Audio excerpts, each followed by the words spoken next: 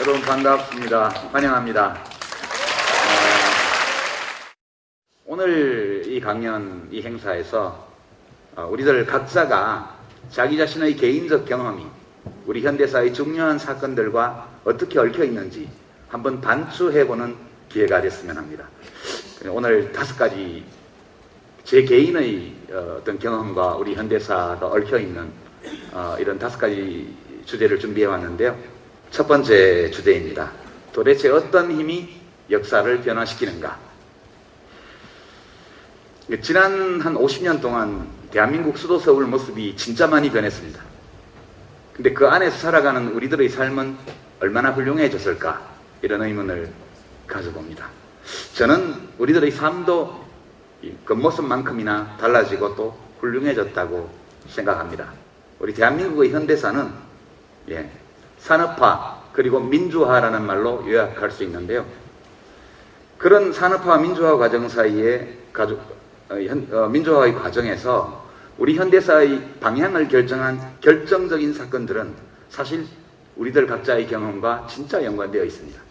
사실 이 물질적으로 풍요롭게 살아보고 싶은 욕망과 그리고 여러 모순과 부조리가 있는 사회 속에서 의로운 쪽에 서고 싶다는 소망, 이건 누구나 다 가지고 있는 거죠. 여러분들도 이 범민을 각자 조금 다른 양상으로, 다른 정도로 맛보지 않으셨어요?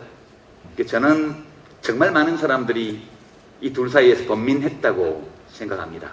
둘 중에 어느 하나가 꼭 나쁘다고 생각하지는 않아요. 이 욕망 쪽으로 기울어진 사람들은 정말 잘 살기 위해서 엄청난 노력을 했고요. 그것이 한국의 산업화를 이룬 동력이었습니다. 그리고 의로운 일을 해야 되겠다. 최소한 불의의 세력 쪽에, 악의 세력 쪽에 서지 말아야 되겠다는 그 소망을 강하게 가졌던 사람들이 우리 사회의 민주화를 이루어냈다. 저는 그렇게 생각합니다. 저는 수천만 국민들의 마음속에 있던 이 욕망과 소망, 이 두 가지가 서로 대립하고 얽히면서 우리의 현대사를 변화시켰다. 아까 체스판 동영상을 보면서 제가 인용한 말, 역사의 방향을 결정하는 중대한 사건들은 수백만 그런 이름 없는 사람들의 개인적 경험으로 드러난다고 이야기한 것이 바로 이런 게 아닐까? 그런 생각입니다. 두 번째 주제가 그렇다면 이 산업화의 역사를 우리가 어떻게 받아들여야 될까? 그 문제입니다. 이 역사라는 것은 역사책에도 그러하고 우리의 마음에도 그러하고 뭔가를 선택하는 거예요. 수많은 과거의 산업화와 관련된 사실들 중에서 사람들이 보통 중요하다거나 의미 있다고 생각하는 것들만 골라서 우리가 기억을 합니다. 그래서 역사는 어쩔 수 없이 일정 부분 뭔가를 이루거나 뭔가를 만들었거나 뭔가를 남긴 사람들을 중심으로 기록할 수밖에 없습니다. 사실 물질이 중요하죠. 그냥 물질이 좋아서가 아니라 우리가 자유롭게 내가 살고자 하는 삶을 살려고 할 경우에 물질이 너무 결핍되어 있으면 그 자유를 누릴 수가 없습니다. 물질의 극단적인 결핍이라는 것은 억압이에요. 그래서 잘 살아보세요라는 것은 저는 어떤 비천한 욕망이라든가 이것만으로 봐서는 안 되고 물질의 극단적 결핍이 주는 두려움과 고통, 그 억압에서 벗어나고자 하는 당연한 욕망의 표현이라고 저는 생각합니다. 물질에 대한 욕망을 충족하는 것을 지고지선한 가치로 여기고 그것만이 가치 있는 것처럼 생각하는 것은 비판해야 마땅하죠.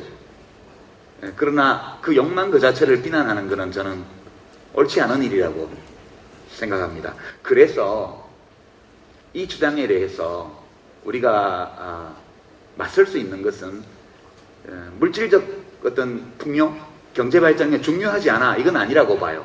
그것은 중요해. 그러나 그것만이 중요한 것은 아니야. 그것만큼이나 또는 그보다 더 중요한 것이 있을 수 있어.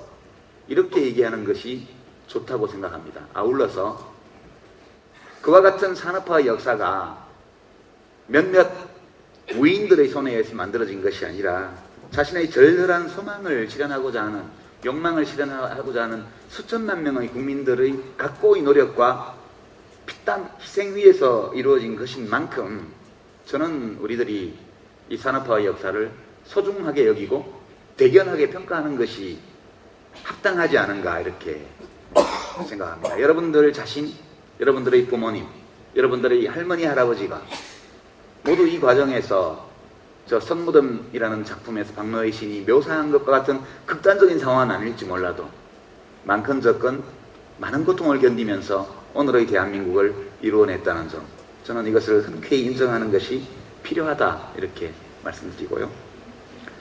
세 번째 소주제로 가서 민주화의 역사를 잠깐만 말씀드리겠습니다. 우리의 민주주의는 아직 약한데 우리의 민주주의가 약한 이유가 뭐냐 하면 보통 이름 없는 보통 수천만 명의 보통 사람들의 개인적 체험, 경험과 민주주의 사이에 덜 엮였다는 거예요. 아직까지. 민주주의가 얼마나 중요한 것인지, 민주주의가 모든 문제를 좋게 해결해주는 필요충분 조건은 아니지만 우리 사회의 문제들을 해결하고 대한민국을 좀 더 훌륭한 나라로 만드는데 필요조건이라는 거, 이런 것들에 대한 인식이 아직 좀 부족하기 때문이라고 저는 생각합니다. 그 민주주의는 국가의 정의를 실현하는 데 필요한 실현하는 필요충분 조건이 아니고요, 그냥 필요조건이에요.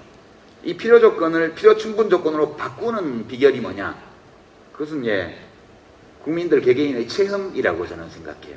우리에게는 아직 체험에 필요한 시간들이 남아있다고 저는 생각합니다.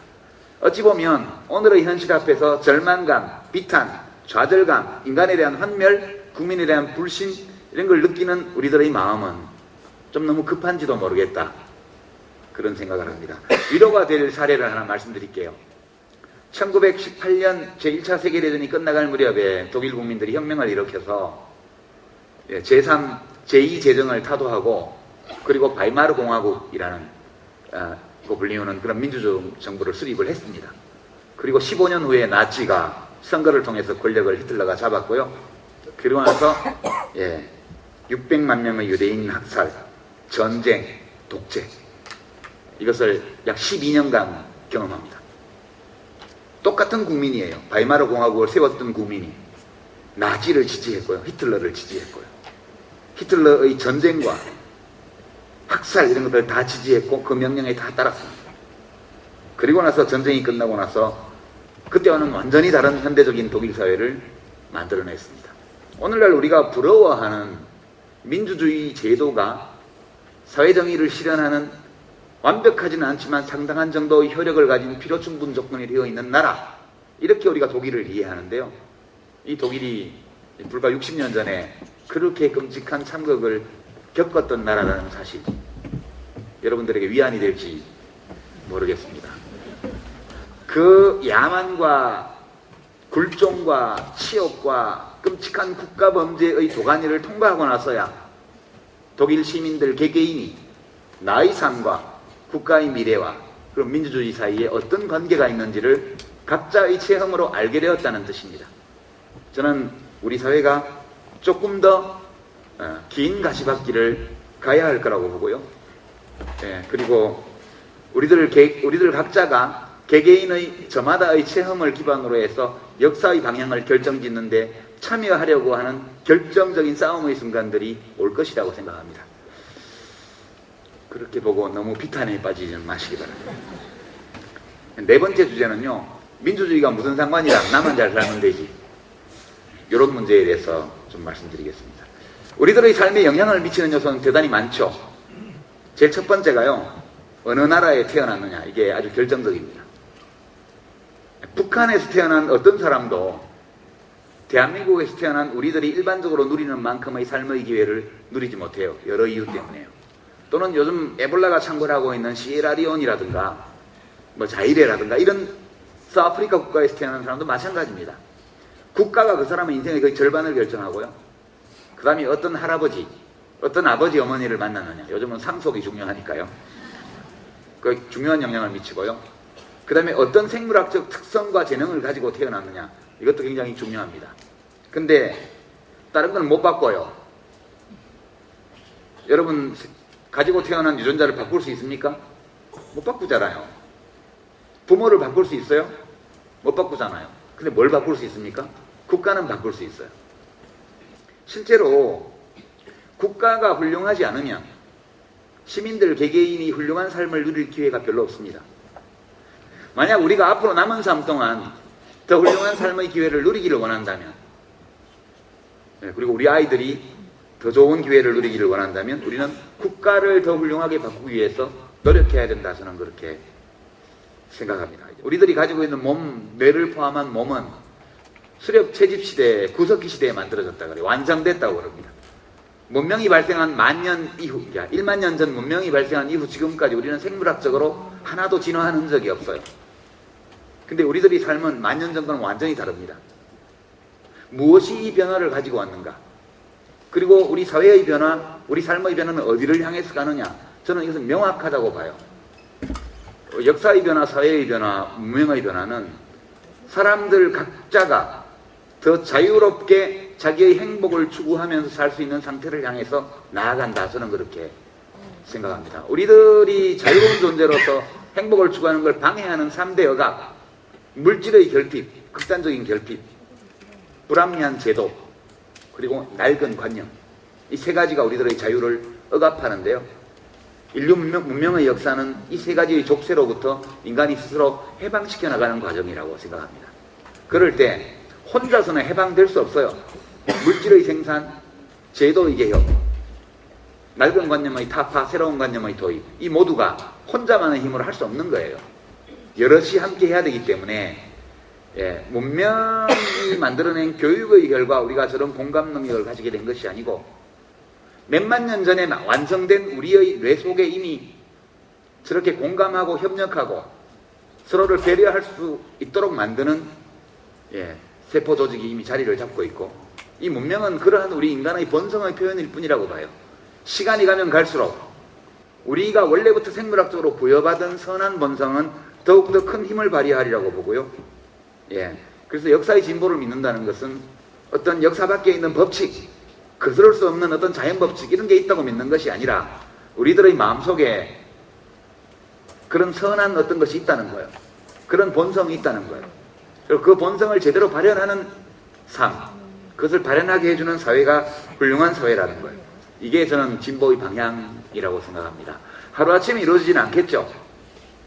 제가 여러분께 오늘 강연을 마무리하면서 가장 강조해서 말씀드리고 싶은 것은, 비록 불완전하고 주관적인 기록이지만 우리들이 구할 수 있는 역사서들을 들여다보고 인류의 역사를 들여다보고 대한민국의 역사를 들여다보면 그런 인간의 선한 본성에 대한, 역사의 진보적 방향에 대한 확신을 얻을 수 있다는 거예요. 때로 뒷걸음질 치는 것처럼 보이는 어떤 시기, 이런 것들은 더 크게 도약하기 위해서 개구리가 다리를 움츠리는 것처럼 그렇게 하는 과정이라고 저는 믿습니다. 여러분들의 삶이, 우리들의 삶이 다 역사가 되는 것이고요. 이 우리 대한민국 땅에서 더 많은, 한 사람이라도 더 많은 사람이 자신의 이런 선한 본성을 믿고 알고 그것을 표현하기 위해서 노력할 때, 그때 우리 대한민국은 정치, 사회, 경제, 문화적으로 한때 그러했던 것처럼 점프를 하는 날이 올 것이다. 이렇게 생각합니다. 여러분 마음속에 에너지를 비축하시고요. 함부로 낭비하지 마시고요. 차곡차곡 쟁여놓으셨다가 역사의 방향을 결정짓는 중요한 사건이 개봉박도했을 때 그때 그 모든 에너지를 하나로 모아서 한껏 터뜨리시기 바랍니다. 그때가 올 것입니다. 오늘 콘서트에 잘 오셨습니다. 감사합니다.